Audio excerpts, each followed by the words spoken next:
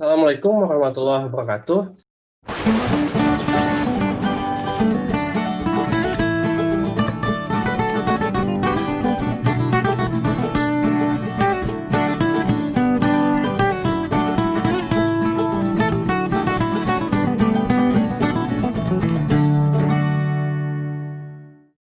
Ketemu lagi di mata kuliah sistem terdistribusi.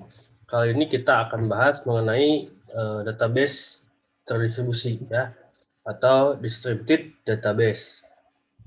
Langsung saja.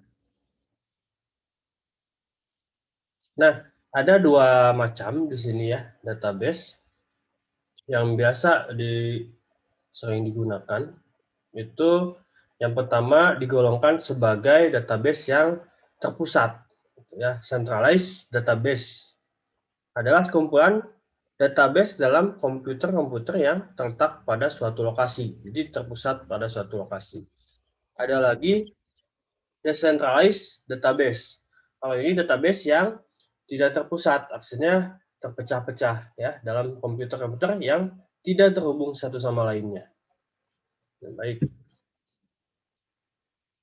Nah, kalau database terdistribusi di sini ya, berarti kita lihat sebuah database logik yang tersebar secara fisik, jadi fisiknya tersebar di antara komputer-komputer yang berada di lokasi berbeda yang dihubungkan dengan perangkat komunikasi.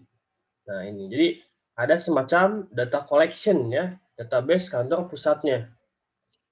Jadi database terdistribusi di sini berbeda dengan decentralized database ya. Jadi walaupun terpisah secara fisik, ini saling berkomunikasi gitu ya. Nah, secara pengertian di sini, database terdistribusi yaitu kumpulan data yang digunakan bersama yang saling terhubung secara logik. Jadi fisiknya itu terpisah ya, tidak dalam suatu tempat, tapi terpisah, cuman secara logikal itu terhubung ya satu sama lainnya. Nah, karakteristiknya bagaimana? Di sini yang pertama, kumpulan data yang digunakan bersama secara logik tersebar pada sejumlah komputer yang berbeda. Yang tadi ya. Jadi seperti desentralisasi database, cuman berbeda. Kedua, komputer yang dihubungkan menggunakan jaringan komunikasi. Artinya secara fisiknya tidak nempel atau tidak terhubung, tapi secara logikal ini terhubung. Kemudian yang ketiga, data pada masing-masing situs dapat menangani aplikasi-aplikasi lokal secara otonom. Sehingga di sini kita lihat dalam satu klien dia ada database sendiri. Nah, itu bisa menangani secara lokal gitu. Ya, masing-masing dapat menangani secara lokal. Kemudian yang keempat, pada masing-masing situs di bawah kendali satu DBMS. Sehingga di sini ada aplikasi satu database, aplikasi satu database, aplikasi satu database. Nah, sebenarnya materi kuliah kali ini kita ya, itu adalah jawaban dari permasalahan tugas sebelumnya. Jadi tugas sebelumnya ada load balancing yang mengharuskan ada banyak server yang bisa terhubung satu sama lainnya. Kemudian ada permasalahan lagi. Setelah terhubung, bagaimana nih synchronize antar datanya? Bagaimana menghubungkan antar filenya? Nah, ini salah satu jawabannya. Sehingga perlu adanya distributed database ya. Database-nya juga harus terdistribusi. Sehingga masing-masing server atau punya satu database. Satu server punya satu database gitu.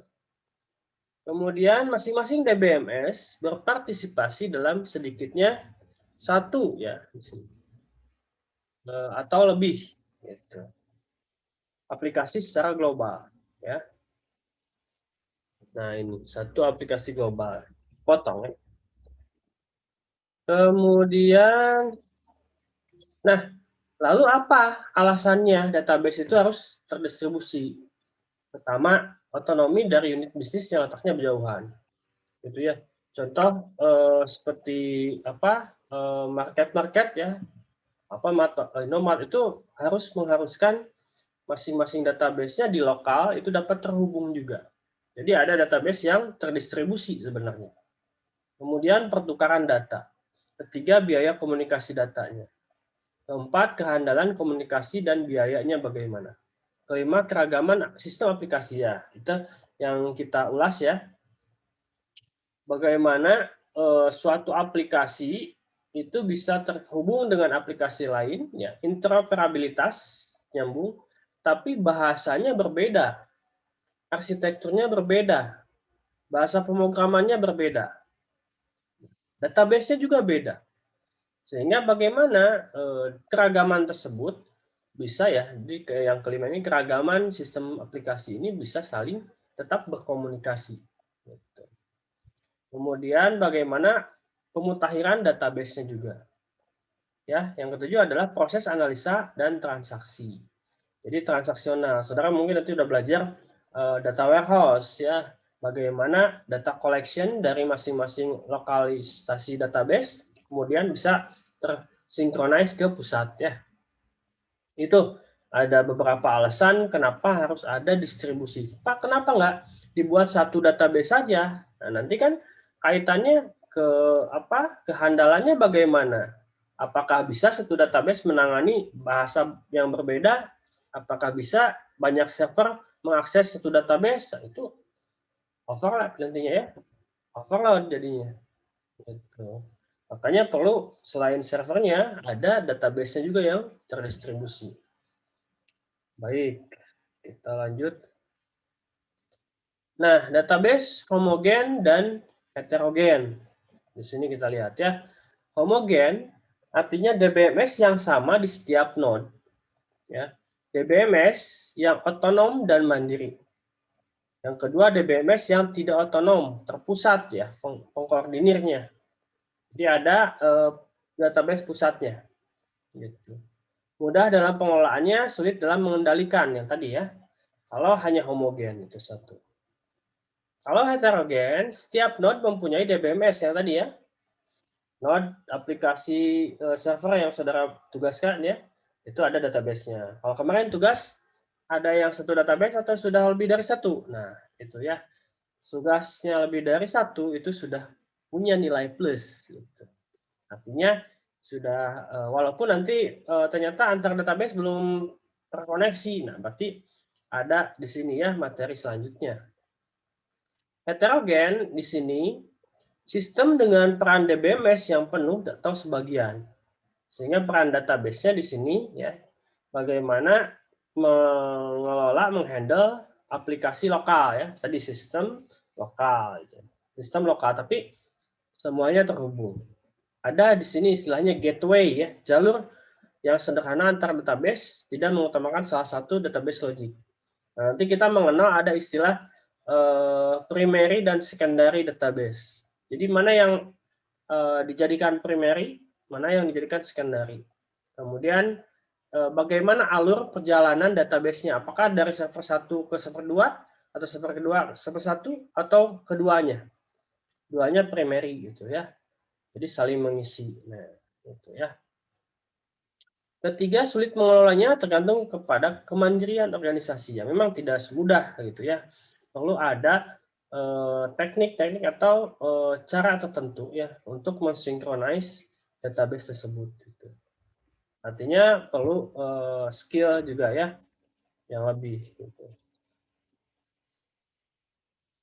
Nah, kalau kita gambarkan di sini homogen, artinya yang tadi saya bilang semua user, ya, semua server itu akan mengakses distribusi DBMS ya.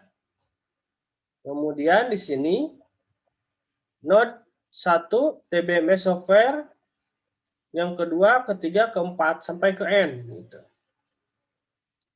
Jadi database-nya dalam jumlah sampai berapa gitu. Ya.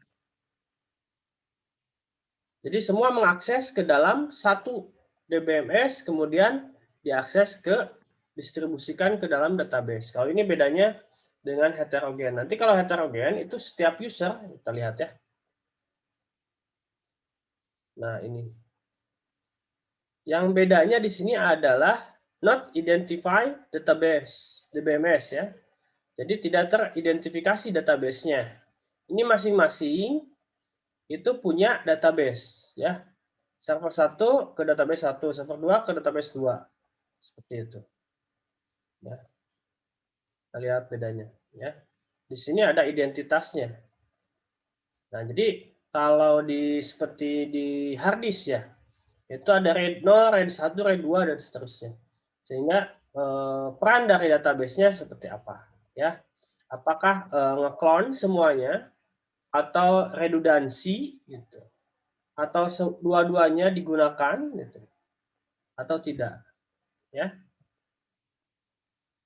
Kita next dulu. Nah, tujuan database terdistribusi di sini pertama transparansi lokasi. User tidak mengetahui lokasi data, ya. Kemarin Google sempat down ya, artinya kan beberapa service itu ya. Jadi arsitekturnya sudah tidak berbicara lagi monolitik arsitek ya. Jadi satu aplikasi tunggal ya, database tunggal tidak seperti itu. Tapi setiap service layanan itu punya server tersendiri. Jadi kemarin yang sempat down beberapa service itu tidak mengganggu service yang lain ya. Contoh pencarian searching masih berjalan, tapi di YouTube-nya down ya. Di Drive-nya down, di beberapa service tidak ada. Kemudian apakah hanya di Indonesia atau di luar juga sama? Nah, itu kemungkinan bisa berbeda. Jadi lokalisasinya ya.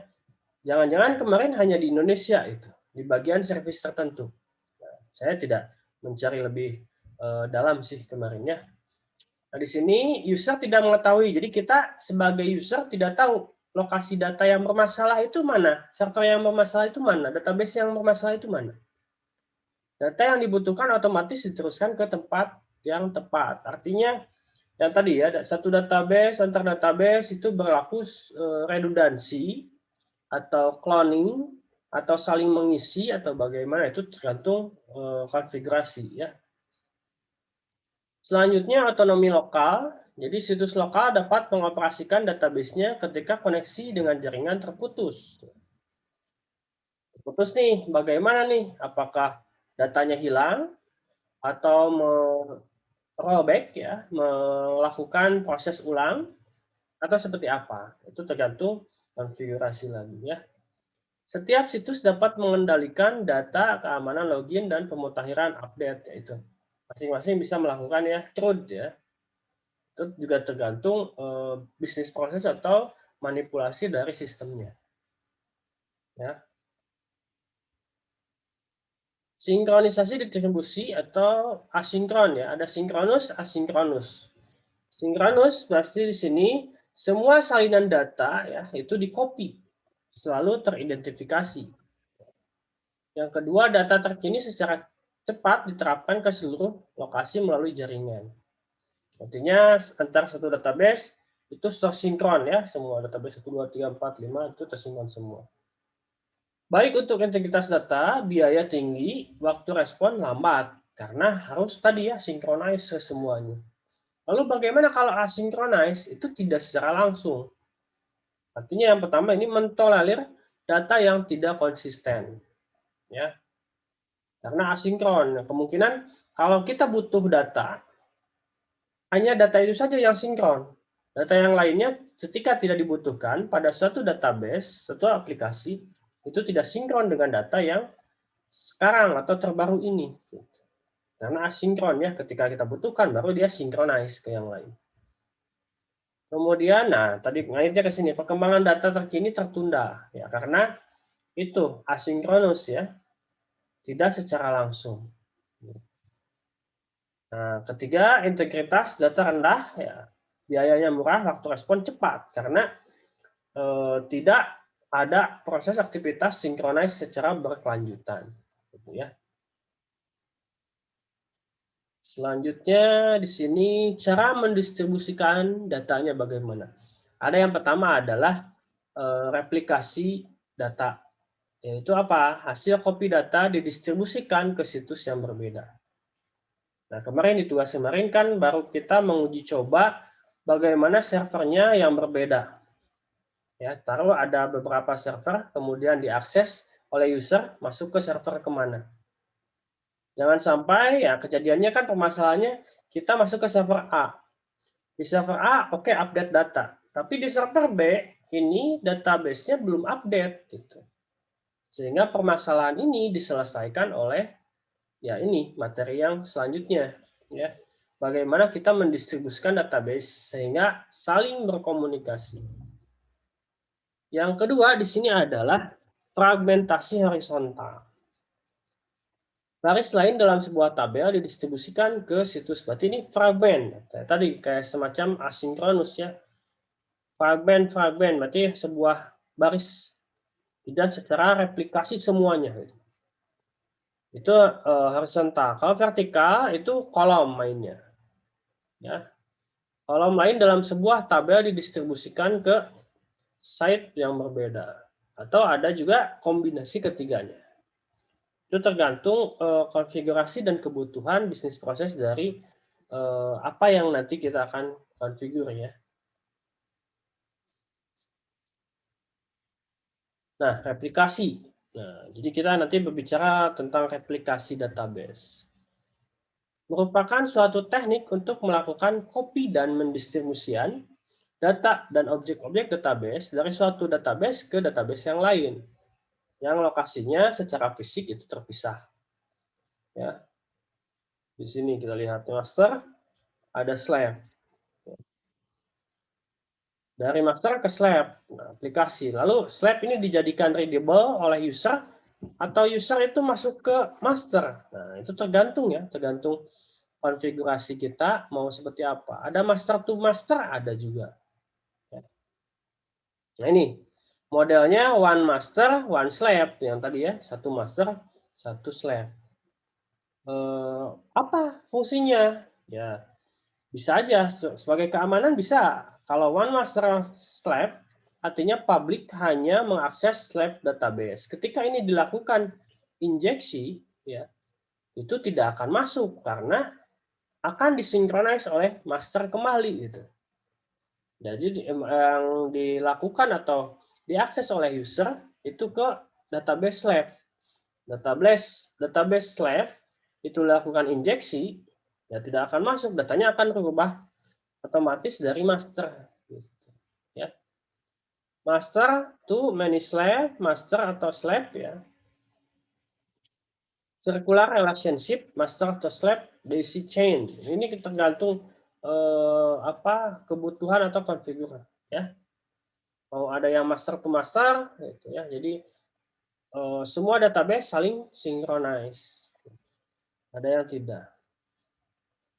Oke, selanjutnya. Nah, replikasi data adalah suatu teknik untuk melakukan copy. Ini yang tadi ya. Nah, aplikasi data ya tadi. Ya, di sini kita lihat master to slave. Ada one master, many slave. Jadi satu master utamanya database disebarkan ke beberapa database ya. Master atau slave, nah ini saling berkaitan ya. Master, slave, nah ini circular relationship berarti ini saling synchronize gitu ya.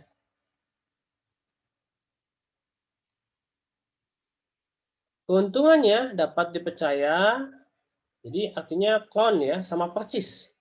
Responnya cepat, dapat menghindari dampak integritas transaksi terdistribusi jika replikasi data diperbarui secara berkala. Memasangkan kembali node, ya, transaksi selesai dengan lengkap jika beberapa node mati. Jadi ada node database mati, itu nanti ketika on, otomatis akan tersinkronis. Mengurangi lalu lintas jaringan pada waktu sibuk. Nah, kalau ini mekanismenya asinkronus ya. Jika update data dapat ditunda, misalkan begini, kita mengakses suatu web kan kadang ada ya yang tidak data terkini. Artinya data misalkan pukul 12.00 karena itu asinkronus ya. Setiap tengah malam baru dari master akan sinkron ke slave gitu. Ya, gimana tekniknya lah? Itu plus minusnya ada. Ya. Nah, challenge-nya di sini membutuhkan tambahan penyimpan data tentu saja. membutuhkan waktu tambahan untuk operasi, betul, kompleksitas dan biaya, betul ya, integritas dan yang terbuka terhadap data yang tidak benar jika replikasi tidak diupdate, yaitu artinya kalau tidak terupdate itu datanya menjadi miss ya, tidak valid gitu. Karena bukan data terbaru. Nah, sehingga nanti konfigurasi dari sistem yang akan dibuat itu nanti kita bagaimana. Apakah tadi ya, saya bilang kita pasang database slave itu untuk public karena biar aman juga ya. Orang user yang akses ke sana nginjek ngacak-ngacak database ini nggak percuma karena akan disinkronize, di-replace oleh master. Atau kita tetap butuh nih, atau kita pisahkan. Kalau kita input data, larinya ke master. Kalau baca data aja, bacanya ke slave ya. Itu tergantung lah. Nanti. Kemudian jenis replikasi database ya. Ada push replication, jadi situs yang diupdate mengirim perubahan ke situs yang lain. Ya. Snapshot replication, jadi secara periodik mengirimkan perubahan ke situs master. Nah, saudara mungkin sudah sering ya buka-buka situs, isinya itu data kapan gitu ya. Nanti kaitannya ada juga untuk mempercepat caching ya, cache. Nah, itu kita ulas nanti di bahasan selanjutnya. Kemudian master mengumpulkan updating dalam log.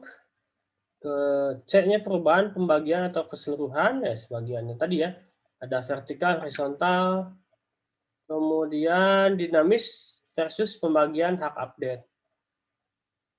Kemudian near real-time replication. Daya real-time gitu. Penyebaran update tanpa memerlukan konfirmasi. Jadi ini secara real-time ya. Ada data update langsung sinkron. Ya. Selesai penggunaan sebagai pemicu. Gitu. Ya, ada triggernya. If ini selesai, lakukan synchronize misalkan ya. Pesan update disimpan di antrian pesan sampai di apa nih? Di proses situs penerima. Jadi QU ya, ada antrian 1, 2, 3 baru apa kirim ya. Atau ada yang langsung satu data masuk kirim, 2 data masuk kirim seperti itu. Yang kedua pull ya. Kalau push berarti kita masukkan ya, dorong ya. Kalau pull kita narik. Ini dilakukan oleh situs penerima atau klien secondary ya, itu slave ya. Situs penerima yang mengatur ketika pesan untuk mengupdate akan diproses. Nah, kalau ini si penerima, saya jangan dulu nerima data nih, per datanya nanti per tengah malam misalnya, biar tidak mengganggu lalu lintas di lokal. Di lokal sedang transaksi, nah tengah malam baru kirim ke pusat, misalkan gitu. Oke, selanjutnya. Replikasi database, hal-hal yang perlu dipertimbangkan dalam replikasi. Pertama itu data tepat waktu, toleransi yang tinggi untuk data yang kadaluarsa mungkin dibutuhkan. Nah, contoh situs-situs pemerintahan juga ya, ada Sinta, itu update-nya tidak real time, tapi per tengah malam. Akibat analitik datanya itu banyak sekali variabelnya, sehingga mungkin di set agar lebih cepat juga, tidak mengganggu proses readable ya, pembacaan secara langsung itu membaca data yang tengah malam itu per tengah malam update lagi. Kemudian yang kedua, kemampuan DBMS jika DBMS tidak dapat mendukung query dengan multinode. Nah, replikasi sangat dibutuhkan. Nanti ya, jadi ada tugas replikasi bagaimana konfigurasi itu secara teknisnya. Ini materinya, teorinya S1-nya, teknisnya D3-nya dicoba gitu ya. Dampak pada kinerja, pemutakhiran mungkin akan menyebabkan masalah pada kinerja sebuah node yang sibuk. Ini juga nanti perlu dipertimbangkan ya. Yang tadi, apakah dua arah atau chain ya, bentuk cincin muter atau seperti apa. Keragaman jaringan aplikasi yang rumit dan kompleks ya, betul. Ya. Tidak semudah kita ya. Nanti konfigurasinya kalau saya sudut pandang dari informatika itu saya yakin mudah lah ya. Eh, Manual book atau tutorial di Google itu sudah banyak sekali. Dan itu tinggal mengikuti langkah-langkah yang kita harus pahami. Nah, itu kuncinya pahami, bukan hanya mengikuti dari tutorial dari YouTube dan sebagainya, tapi kita mengikuti baru kita implementasikan ya. Jadi ingat saudara, nanti outputnya adalah S1, artinya tidak hanya kita bisa teknis, tapi pemahaman atau analisanya harus kuat. Gitu. Kemampuan komunikasi jaringan pemutahiran akan memberi beban berat ya, pada komunikasi tentu saja ya. Komunikasi ini akan berpengaruh sekali. Jadi bagaimana nanti strategi atau bisnis proses yang harus dilakukannya.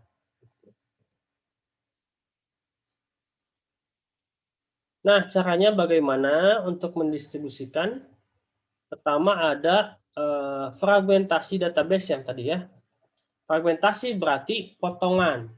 Jadi tidak seluruh menyeluruh dari satu database ke database berikutnya. Tidak ya. Jadi itu ada potongan atau pecahan ya. Baik itu dalam basis data terdistribusi, fragmentasi dilakukan dengan mengpartisi relasi ke dalam bagian ya, beberapa bagian. Setiap bagian atau disebut fragment disimpan pada lokasi site yang berbeda. Artinya dalam beberapa database itu terdiri dari pilah atau bagian-bagian data gitu ya. Pemisahan relasi global ke dalam fragmen-fragmen dapat disusun dengan menggunakan 3 jenis. Fragmen horizontal, vertikal, campuran. Nah, contohlah kemarin Google Down ya. Apakah itu hanya fragmen di Indonesia, data-data di Indonesia saja yang menyediakan Down gitu ya, kalau kita berbicara database-nya ya. Atau memang keseluruhan. Nah, itu tergantung bisnis proses yang dilakukan oleh si Google. Apakah Google cache-nya itu ya, cache-nya itu periodik, misalkan per tengah malam, atau hanya per berapa jam gitu. Artinya fragmen, ya, kita mengakses melalui, misalkan saudara kan sudah biasa ya menggunakan proxy atau DNS ya. Kita mengakses suatu situs dari Indonesia langsung, poin kita, atau melalui proxy dari negara lain. Itu akan berbeda pelakuannya. Gitu. Atau secara sederhananya, saudara download aplikasi lah.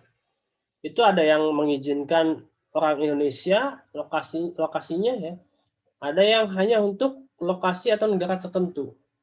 Ya. Itu berarti ada pemilahan fragmentasi data. Ya. Gitu. Fragmentasi horizontal, nah sebagian baris sebuah tabel berada pada situs yang lain. Pasti benefitnya di sini ya. Simpanan data tertutup pada saat digunakan. Akses lokal optimal sehingga kinerja lebih baik. Hanya daya yang sesuai data ini ya. Hanya data yang sesuai yang tersedia yang saya bilang tadi. Ketika kita butuhkan data itulah yang tersedia ya. Gabungan antar partisi sehingga mudah dalam query itu. Nah, kekurangannya apa? Akses data antar partisi menimbulkan kecepatan proses yang tidak konsisten. Tentunya ada kekurangan juga. Nah, kalau data sudah terpisah, bagaimana nih menggabungkannya? Gitu. Bagaimana mengkonketnya, menyajikannya dalam suatu data yang utuh? Itu juga menjadi permasalahan lagi ya. Tidak ada data replikasi sehingga backup rawan. Nah, ya. Jadi kalau data replikasinya itu kan utuh. Ya. Jadi perlu ada lagi strategi lain. Kalau fragmentasi mekanismenya, berarti perlu ada tetap database clone ya untuk backup secara global. Fragmentasi vertikal, nah ini sebagian kolom dari sebuah tabel berada di situs lain. Apa sih benefit dan kekurangannya? Sama dengan horizontal ya, kecuali di sini kombinasi data antar partisi lebih sulit karena memerlukan proses join ini sebagai pengganti union. Nanti di dunia nyatanya, saudara juga akan menemukan konsep kalau biasa di database berbicara normalisasi ya, normalisasi database. Jadi dalam satu database ya antar tabel itu kan harus normal ya, tidak boleh ada data redundan. Tapi kadang hal tersebut itu akan diabaikan ketika saudara bertemu di real world nanti ya. Contohnya gini, kita punya data pengguna. Tabel pengguna ini isinya adalah username, nama misalkan ya, umur ya, tanggal lahir misalkan. Kemudian ada lagi database atau tabel ya, tabel nilai. Di nilai itu kan secara normalisasi database itu harus hanya satu ya, tidak boleh ada username lagi atau nama lagi gitu. Jadi itu di di tabel nilai itu tidak boleh. Berarti ada antara primary dengan foreign key gitu. Nah, tapi di real world kenyataannya biar cepat ya, biar tidak usah join antara pengguna dengan tabel nilai, itu kadang di tabel nilai tersedia juga username dan namanya sehingga hanya satu select ke tabel nilai saja. Itu akan lebih cepat dibandingkan harus join gitu. Ya, banyaklah nanti ya perbedaan-perbedaan antara teori dengan real world gitu. Dan itu tergantung siasat kita ya, strategi kita bagaimana untuk menangani hal tersebut. Itu ya, jadi ini ada kekurangan juga. Nah, tahap transaksi lokal dan global. Di sini kita lihat ya. Ada distributed data repository. Kemudian yang pertama ini berarti aplikasi program ke distribusi database ya. Distribusi database dia akan mengirimkan ke lokal DBMS. Kemudian dari ini ya ke lokal database. Transaksi lokal semua data tersimpan gitu. Baru di sini nanti komunikasi controller ya dengan situs yang lain ya. Jadi seperti itu. Database distribusinya ada, repositorinya itu yang akan disebarkan ke situs atau sistem lain. Nah, bagaimana sinkronize-nya? Apakah database ke database atau ada juga nanti API istilahnya, application programming interface, formatnya apa? Apakah teks, JSON dan sebagainya. Ya. Tahapan transaksi lokal di sini yang pertama aplikasi membuat permintaan kepada DBMS tersebar ya. Minta ke DBMS. DBMS tersebar melakukan pemeriksaan tempat penyimpanan data. Ada di mana nih datanya? Kemudian ditempatkan di mana itu juga. Pencarian, kemudian yang ketiga pencarian bersifat lokal ya, dalam lokal. Kemudian yang keempat, DBMS terdistribusi mengirim permintaan ke DBMS lokal. Nah, di sini ternyata ya datanya. DBMS lokal mengolah permintaan, hasilnya dikirim ke aplikasi ditampilkan. Seperti itu. Ya, jadi apalagi kalau tadi ya partisi fragmen ya. Fragmen data tersebut ada di mana. Nanti akan ke database distribusi juga. Ya, di sana dicari datanya ada di mana lokasinya, baru hubungi aplikasi, kemudian ke DBMS lokalnya, cari ini datanya, baru tampilkan. Seperti itu ya. Nah, kalau global bagaimana? Ini secara langsung ya. Untuk dilihat skemanya ini berbeda dengan transaksi lokal. Jadi kalau global ini secara langsung ke distribusi database. Kita uraikan di sini. Pertama, aplikasi membuat permintaan kepada DBMS distribusi ya. DBMS distribusi melakukan pengecekan tempat penyimpanan data tersebut ya. Bersifat remote di sini. Kemudian melanjutkan permintaan ke situs lain. Oh, ini datanya di situs ini. DBMS tersebar yang ada di situs lain menerjemahkan permintaannya. Butuh apa nih? Data mahasiswa.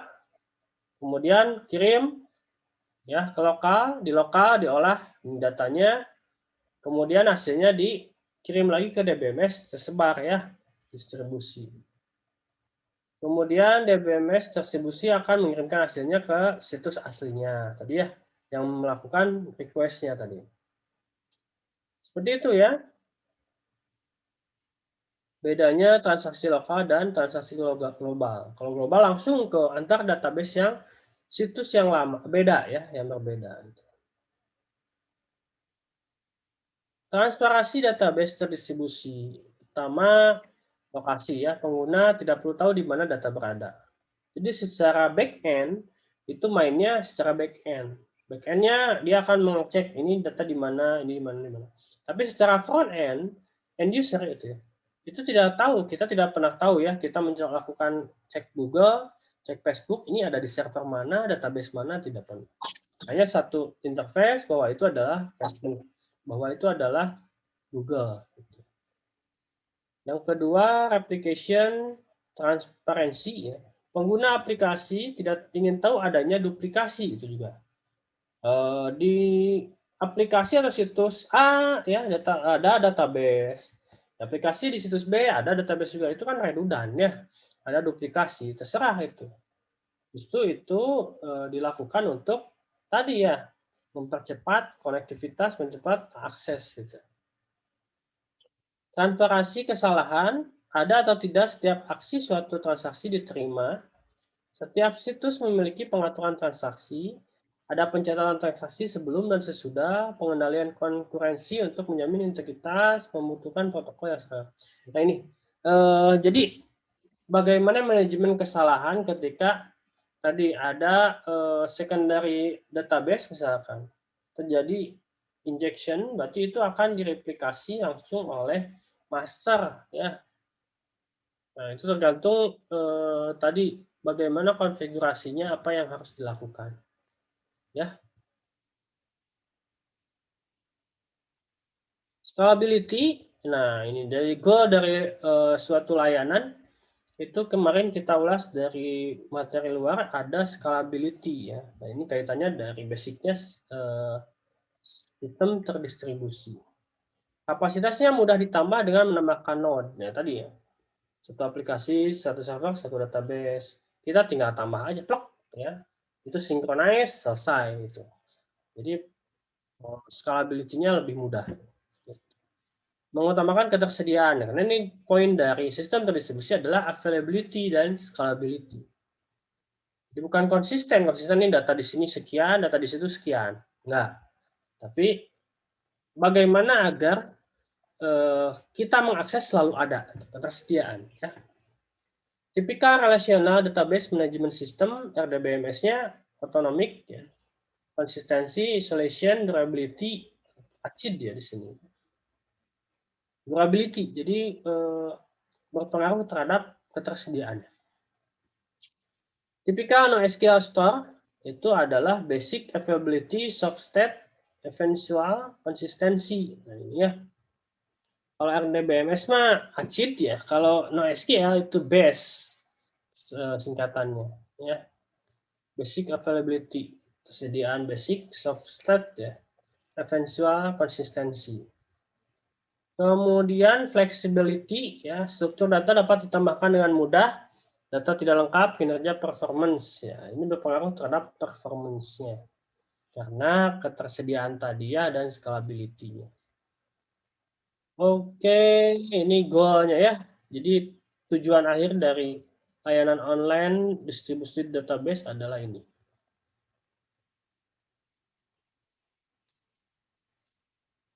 Nah, lalu ada di sini implementasi NoSQL dan SQL.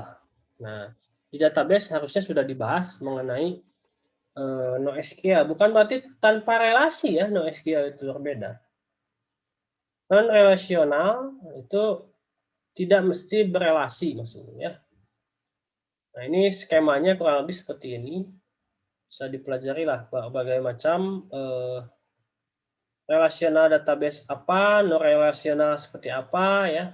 Ada yang key value, dokumen, big table ya, sebagai service.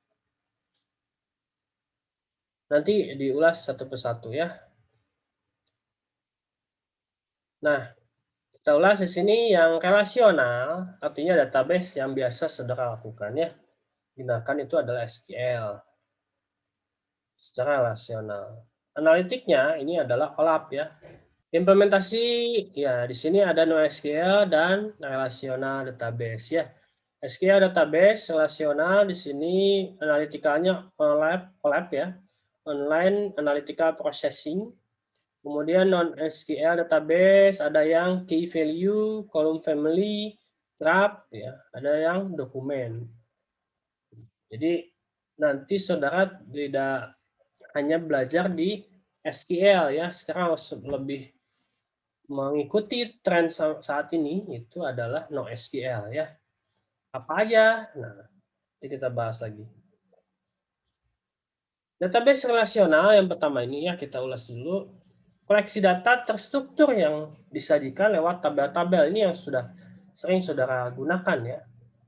Yang saling terhubung adanya relasi tadi antara pengguna dengan nilai ya. Contohnya adalah di sini MySQL, PostgreSQL, SQLite, ya, RDBMS ya.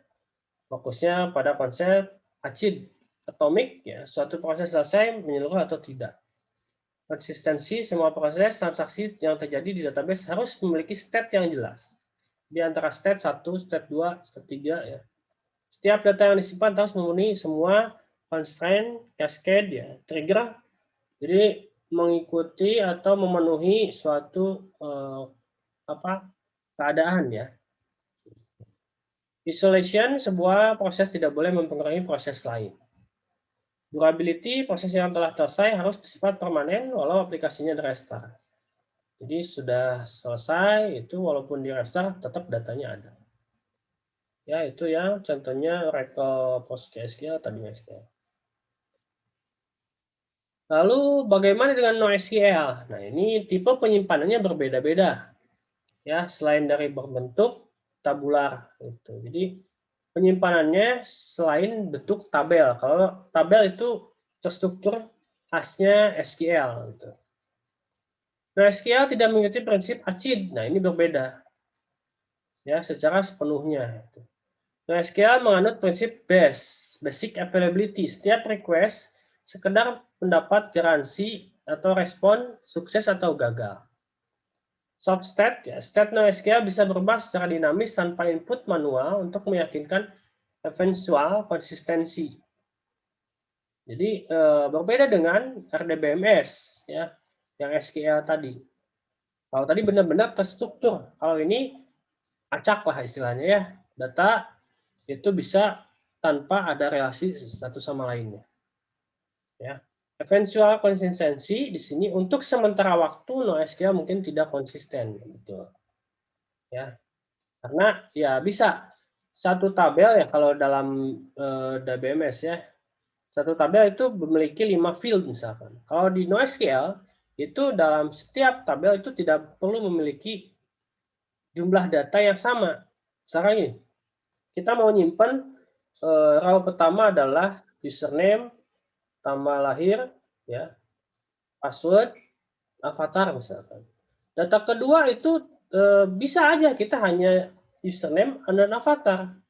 Nah, artinya kalau di RDBMS itu kan harus ada tetap tipenya apa?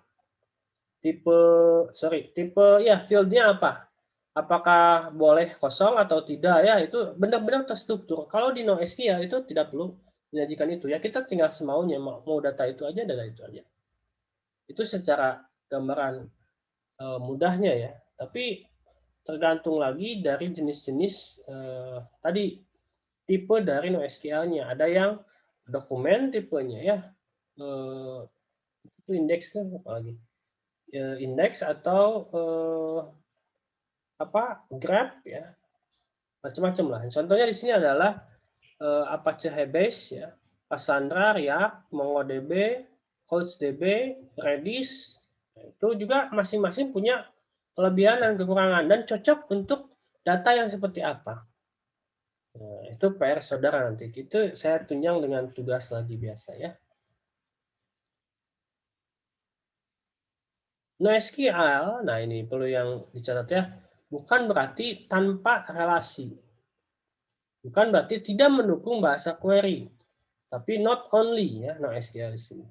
NoSQL tetap memiliki support semacam bahasa query, semacam bahasa query-nya. Namun dalam bentuk atau terminologi yang berbeda. Beberapa literatur bahkan tidak menggolongkan NoSQL ini sebagai suatu bentuk database. Ya. Ada yang menyebutnya ini bukan database. Ya. Karena beda bentuknya ya, tidak bisa dilakukan query party, tapi bisa dalam terminologi yang berbeda. Ya, cara yang berbeda. Nah, tadi ya, indeks yang maksud saya key value store. Itu ada Redis, React ya. Wide column store, ini ada Hybase, Cassandra. Dokumen store ada CouchDB, MongoDB, Grep ya, Neo4j, Infinite Grep dan seterusnya. Ya. Tipe yang pertama adalah tadi ya key value, itu semacam indexing ya, array artinya. Menggunakan array asosiatif, berarti key-nya apa, value-nya apa. Juga dikenal sebagai map atau dictionary ya. Dalam model ini data diwakili sebagai koleksi pasangan nilai dan kunci. Jadi saya punya data di sini apa Arvin, isinya adalah student age. Tuh, kita lihat di sini ya. Data yang pertama dengan data yang kedua itu memiliki field yang berbeda. Ya, itu yang maksud saya tadi yang contoh disandingkan dengan relasional. Relasional itu mutlak harus sama kan. Kemudian key value berarti tadi ya user 1 Mike, user 2 John dan seterusnya. Ada key, ada value-nya seperti array, pecis. Tipe jenis NoSQL database yang selanjutnya adalah dokumen store. Kalau ini berarti berbasis dokumen.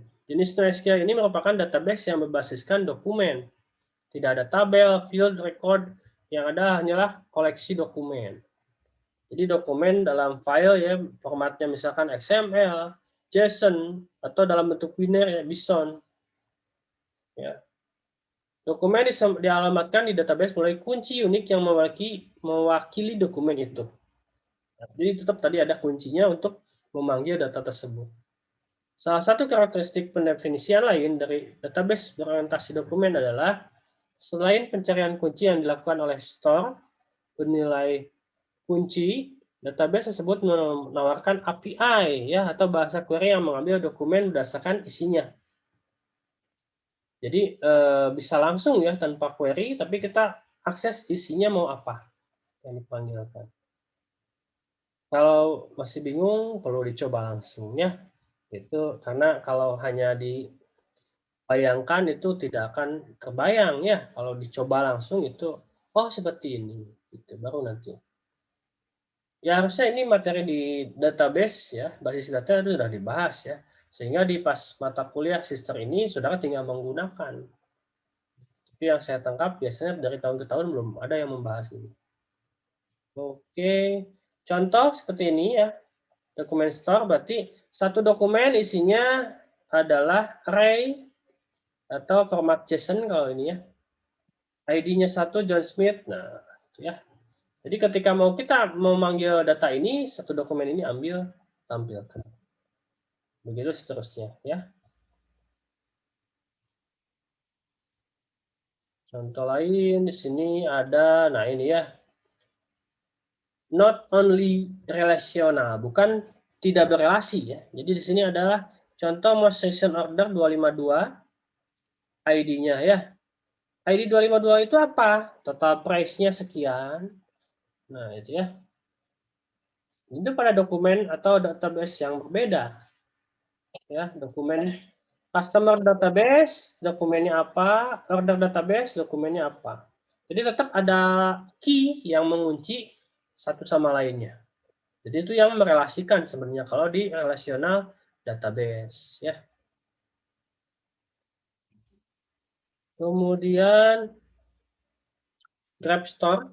Nah, di sini jadi database NoSQL yang menggunakan struktur graph. Nah, ini persis seperti graph ya. Ada satu node ke node yang lain gitu. dengan node, edge, dan properties untuk menyimpan datanya. Contohnya hubungan sosial, jaringan transportasi umum, peta jalan. Nah, setiap tipe atau jenis NoSQL itu memiliki fungsinya. Ini cocok untuk database jenis apa? Nah, contoh di sini gambarkan untuk kita menghubungkan, misalkan ada hubungan sosial, relationship ya, ada struktur keluarga misalkan, berarti kan seperti graph ya, itu saling berkaitan. Nah, topologi jaringan ini cocoknya untuk graph store itu ya penyimpanannya. Tadi ada contohnya Neo4j ya.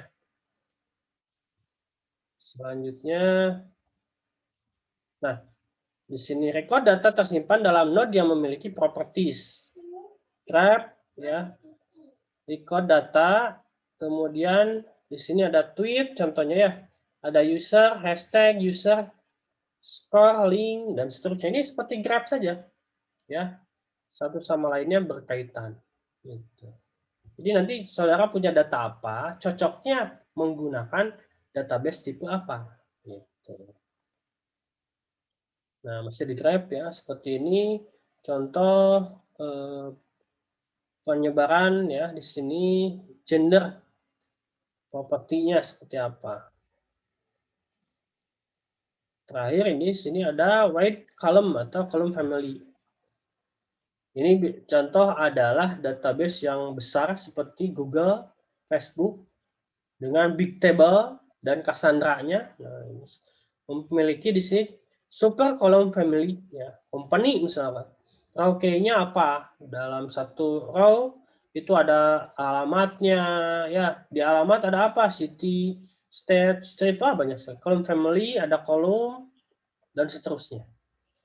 Itu jadi nanti di real world-nya saudara harus memetakan, menganalisa S1-nya dapat gitu ya.